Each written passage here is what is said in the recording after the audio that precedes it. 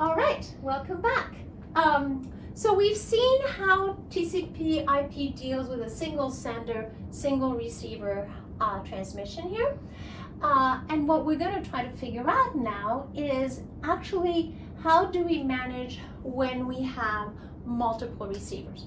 Well, there are a couple of ways of doing it. What TCP/IP does, it is going to replicate this transmission sender receiver to each receiver. So you're going to have one connection from the sender to receiver 1, one connection from the sender to receiver 2, and another connection from the sender to receiver 3.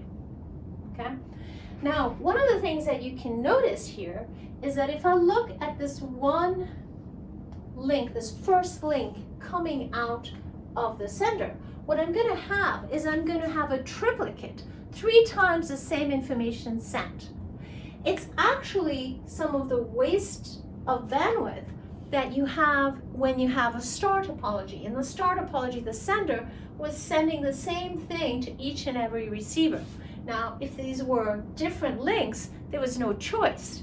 But in this case, there's actually a single link, and it's just not being thoughtful or aware of or capable to make use of the fact that these links were all on the same physical conduit, and that therefore you could have sent a single copy to this node, and then that node would have sent it on along. So the most efficient thing to do would be what we call a tree.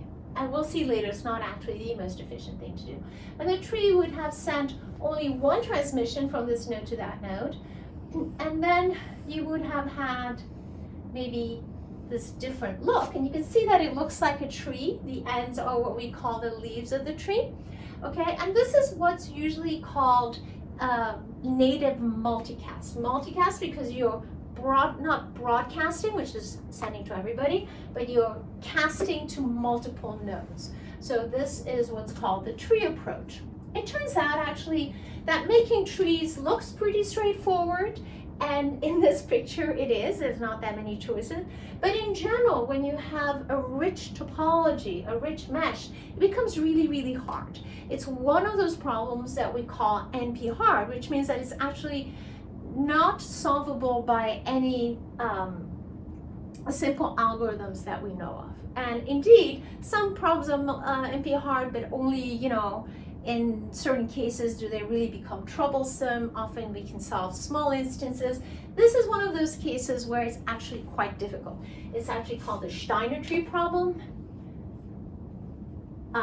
And it's actually fairly difficult. The combinatorics get very hairy, even in networks that are not very large. Again, this is not what TCP/IP does, but this is what some systems try to do to try to deal with the inherent multicast. Next, we'll see what actually happens when you have not just a network where it pretends that everything is just a single link, not just when you try to manage everything centrally with a Steiner tree, but when you actually use random linear network coding.